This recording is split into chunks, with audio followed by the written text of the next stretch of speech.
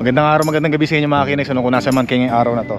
Mag-grocery tayo ngayon. Siyempre kasama natin si Mahal na Reyna. At siyempre gagamitin natin yung kanyang bagong HRV.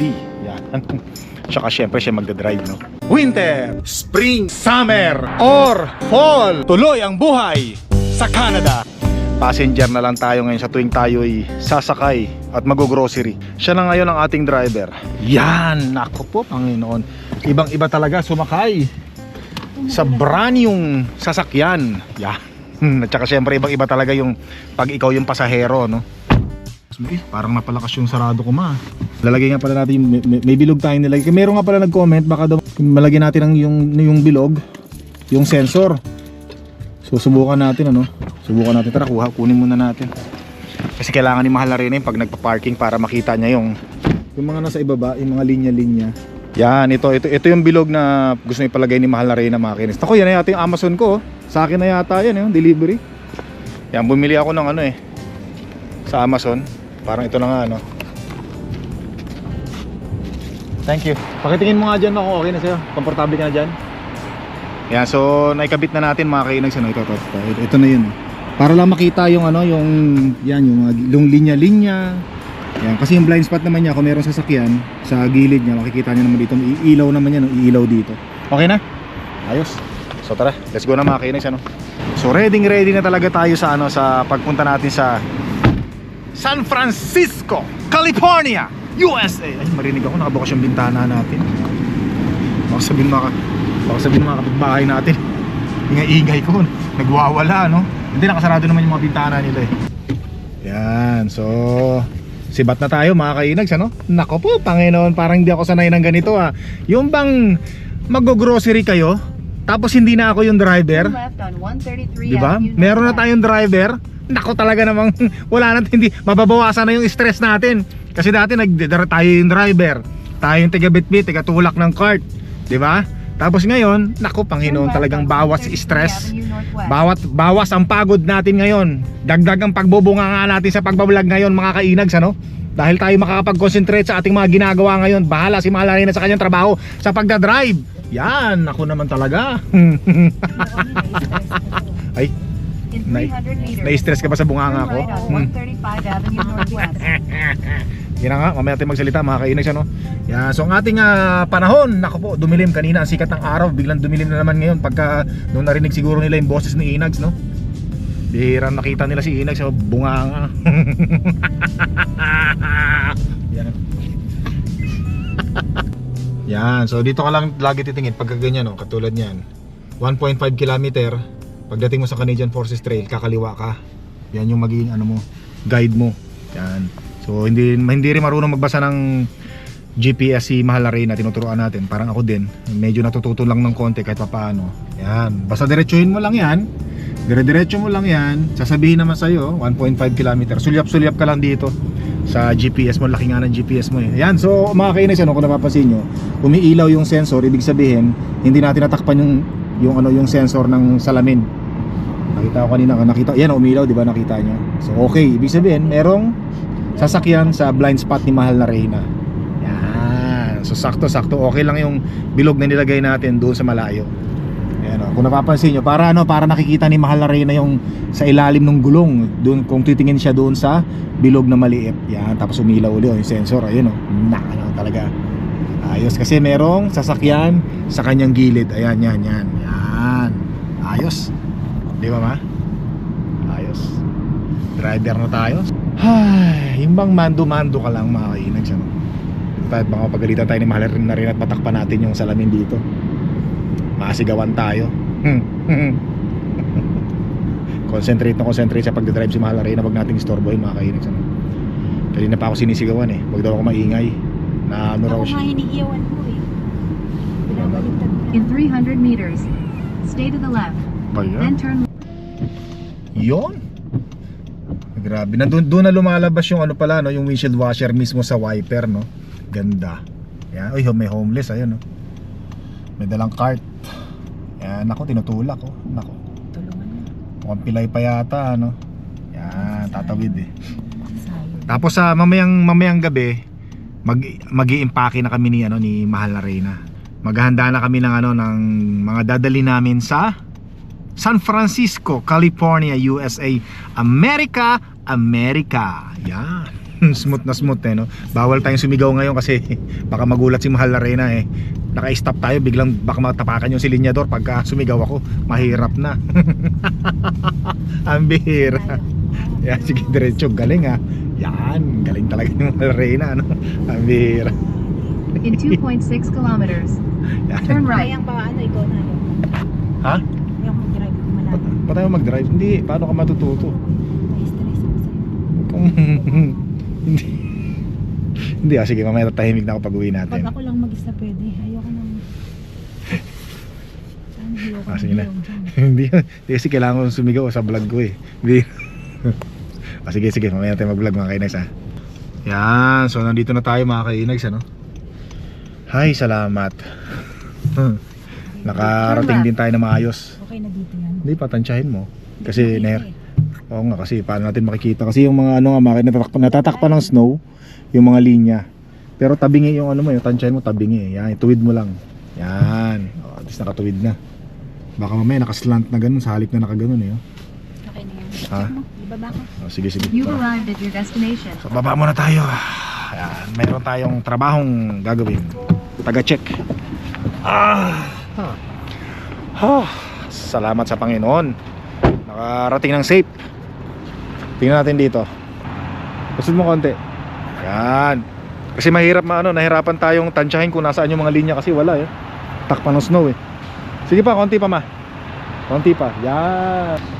Naman talaga. Congratulations! Nakapag-drive ka sa highway.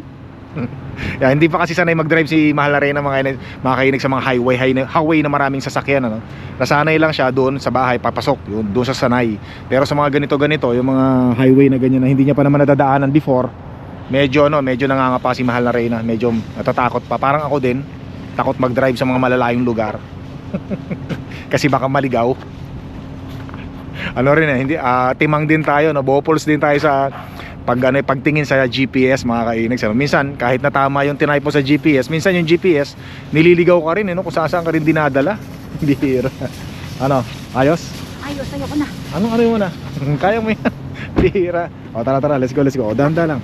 Sure ka? Siya mo yung ibang sasakyan. Hindi, ayan yung tingnan mo naman yung linya ito naman, sure na sure ako, pambihira naman. Ikaw, sure ka bang ako ang pinakasalan mo? Tara, maglalak. Tara. Let's go. Ito mo. Ha? Pambrush. So ito mga kainis Ito yung nagustuhan ni Mahal na Reyna. Bali, iti-trim na lang namin to. Pwede namang i-trim yan Para kumasya doon sa niya. Meron. May cutter tayo sa bahay. Kompleto tayo doon. Mga koleksyon natin sa pagkakarpintero, di ba mga kainis Yan. Okay ka na rito? Ito. Kunin natin ito mga kainis bali $50. $50 no. Yan, sakto to sa ni Mahal na Reyna, sa truck niya, sa SUV niya, HRV. Tara. Tsaka nakabili na rin ng bra si Mahal na Reyna. Ayun suot niya. Dala niya pala. Suot. Tara let's go. Yan, ganda ng araw, nakasikat na huli si Aring Haraw Lagay na agad natin sa sasakyan ni Mahal na Reyna mga kainis. Iyan agad natin, sukatin ka agad natin. Bigat pala nito, grabe. Yan, so okay lang na taga-bitbit tayo ngayon. Hindi naman tayo ang driver ngayon mga kainags Meron tayong driver. Ha? Tangalin. Ay, huwag tayo mag-drive. Hindi mag-drive ka. Kundun lang sa malapit. So ayaw na mag-drive ni Mahal na Reyna. Hindi siya sanay makipagsabayan sa mga maraming sasakyan tsaka sa highway. Dito natin lalagay mamaya yung pinamili natin. Yung mga grocery natin, dito natin lalagay ngayon. Mamaya, pag nag-grocery na tayo. Let's go. Oh my God. Paano ba yan? Adjust yung upuan. Yan. Let's go.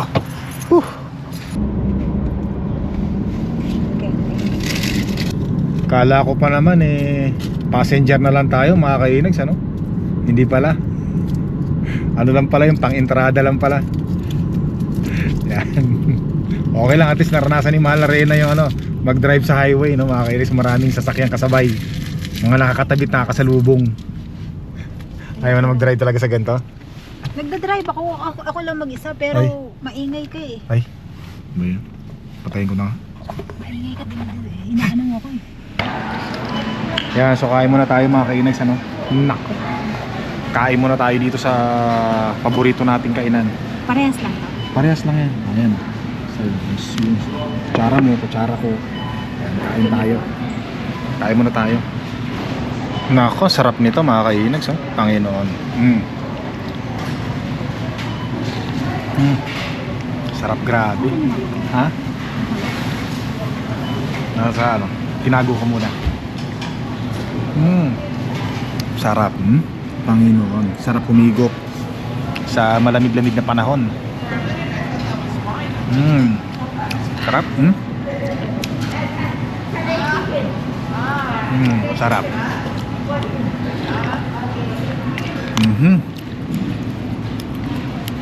Lalo na to, nako po, Panginoon, ha?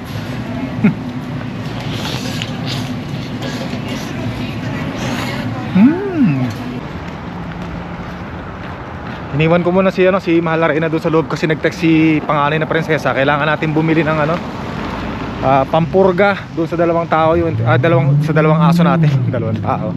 Para doon sa yung interceptor bibili tayo. Buwan-buwan bumibili tayo para sa mga aso, alaga nating aso para maging healthy. Tapos kailangan ko rin kumuha yung pampakalma kay Sayon kasi dadalhin si Sayon, yung aso nating malaki, dito sa ospital kasi pilay. 2 linggo ng pilay mga kainags, yung kanang paa ni Sayon. Sabi ko pa-check up natin patingnan natin para mabigyan din ng gamot kung anong nangyari sa paa ni Sayon. Baka may arthritis na si Sayon, 2 linggo na pilay. Yan, so nakakuha na tayo nung kay Sayon at saka yung interceptor ng 2 aso, pampurga. Tapos tinanong ko kung okay ba mag-interceptor yung 2 nating aso during winter mga kainags. So sabi nila mas maganda raw kung kung summer or fall, mga ganyan, kasi nga mahilig magkalkal ng mga di ba, ng mga lupa yung mga aso natin pagka summer tsaka fall. Kasi pag naman winter, natatabunan naman ng snow yung mga lupa tsaka tumitigas yung mga lupa, kaya hindi masyado nakakapagkalkal. Kaya mas maganda raw siguro mga fall or summer, doon lang natin painumin ng pampurga, yung interceptor pang sa bulate. So tara, let's go. Alright, oh my god. Eto mga kainags, rabbit oh. Magkano siya? Gusto kong kumuha nito, rabbit. Yan oh. Sarap to mga kainags, bihira natin makakita ng rabbit dito sa superstore Maganda raw kasi yung karne nito, rabbit. Kuha nga ako isa. Lagay natin dyan. Gusto ko rin uling makatikim ng rabbit na karne. Healthy raw sa katawan ng tao yun mga kainags. Yan, meron din naman dito salmon. Magkano ba yung salmon? Uy, parang gusto kong kumuha 22. Kuha tayo. Yan, mga healthy foods. Hi! So inabot na tayo ng dilim mga kainags. Ano pala ngayon? Mga 5:30 yata ng gabi Kung nakakita nyo si Haring Araw, wala na, lubog na, nakalubog na, doon na. Yan, pero katapusan ng January, alas 5, mga 5:15, 5:15 ng hapon. Maliwanag pa yan mga kainags, Tara. Ba, saan ba tayo nagpark? Parang hindi na ako sanay na nagpa-park sa mga pala, gamit nga pala sa Mahal Arena. Sa kabila? Sa kabila? Hindi mo alam. Patay. Halapin muna natin. Ayun. Andun. Tara. Let's go. Ayun, andun pala yun. Buti na nakita natin, wala nakakarang dito yun. Il-start na ni Mahal Arena. Yan. Tama. Buti nakita ko. Kasi yun ang problema sa akin minsan pag nag-drive ako, wala na akong pakialam kung saan ako pinark. Kaya nasanay pa naman tayo, nagpa-park tayo sa malayo. Kaya alam kaagad natin na pag yung truck ang dala natin, sa malayo tayo nagpa-park, alam kaagad natin. Nga pala, dahan-dahan, baka magasgasan Baka magasgasan, lako po, Panginoon, dahil baka madulas ka dyan. Yan, nandito ulit tayo sa Winners mga kainags. Tapos meron nga pala akong biniling rito, yung sinasabi kong pantrabaho natin. Hindi ko na binali kasi very effective. Hindi, tsaka very effective nung sinuot natin sa trabaho natin. Hindi tayo nakaramdam ng lamig. Kaya hindi ko na siya susuli. okay na okay, pasado sa akin. Sulit yung bayad natin. Yan, kasi kung hindi ako komportable doon sa binili natin na yon, susoli ko sana. Pwede naman isoli yun eh. Pero okay naman, kaya kikip na natin. Bihira oh. Bihira. Inutusan ako ni Mahal na Reyna. Punta raw ako ng Home Depot, bibili raw ako ng windshield washer ng kanyang sasakyan at wala na kasi, no? Paubos na. Merong sign na nagsabing your windshield washer fluid is low. Eh naalala ni Mahal na Reyna kasi nakalimutan namin kanina sa superstore nung nag-grocery tayo. Sabi ni Mahal na Reyna, tumakbo ka muna doon sa Home Depot. Malapit lang naman, lakarin mo na lang. Eh syempre, sunod ka agad tayo, syempre. Alam nyo naman. Inutusan tayo ni Commander. Bihira. Okay lang yan, malapit lang naman eh. Dito lang tayo. Ayan, nakabili na tayo mga kainags, ano? Nakabili na tayo ng isang windshield washer. Tsaka ano nga pala, no? Maraming salamat nga pala sa mga comment ninyo kasi kami ngayon, naghahanda kami ngayon sa kasi akala namin sa San Francisco, California, warm ang weather diyan, ano? Although walang snow, pero marami nagsabi ay medyo malamig. Parang positive 10 yata, ano? Pero alam niyo mga kainags, yung positive 10 sa amin, masaya na kami niyan.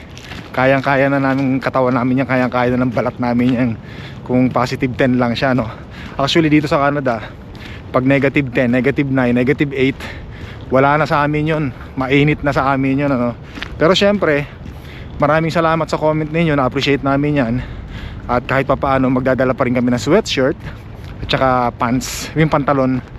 Kasi akala namin pure na mainit, ano?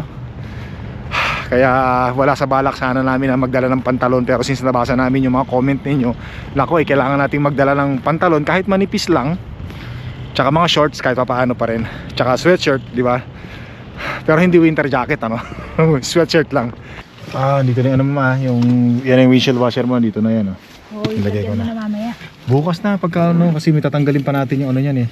Bukas na para maliwanag, baka mamaya may lagay ko sa oil. Doon ko pa sa oil may ilagay eh. Bukas na. Ay, kala ko makakalibre na tayo sa pagdadrive mga kainags, no? Kala ko passenger na lang tayo eh. Nung una lang pala yon. Kala ko gagaang na ang buhay ko pagka mag-grocery. Hindi pala. Hindi, okay lang yan. Tara. Masasanay pa rin. Masasanay din naman si Mahal na Reyna yan eh. Sasanayin natin yan. Ito yung dumating kanina mga kainags, ano? Ito. Yan, yung yung screw magdidikit doon sa ilalim ng GoPro natin mula sa Amazon kanina, di ba? Yan, ito ngayon yung setup ng GoPro natin mga kainags, ano? Kung napapansin nyo. Ito yung receiver ng microphone natin. Tapos ito naman ilaw. Yan, kung madilim. Tapos ito yung lalagay natin dito. Yan, para hindi na ako sumisigaw pag nagbablog ako. Especially dadali natin sa California to. Syempre pag maraming tao, kailangan ko sumigaw para marinig nyo. Tapos minsan mahangin pa, pangit yung audio natin. Kaya maganda na yung bumili ako nito, no. Yan, receiver. At saka to, talagang malinaw na malinaw yung dating ng ating GoPro. Hindi man siya hindi siya yung kasing mahal ng DJI. Pero yung quality naman itong binili natin ay maganda mga kainags, ano. Maganda to. Ayan, ganyan, no. Pag nagsasalita kahit na ilalayo ko siya. Diba? Although meron din namang mic to, no? Microphone din yun, eh. Pag hindi natin gagamitin yung receiver natin. Diba? Ayan, no? Hello, mic test.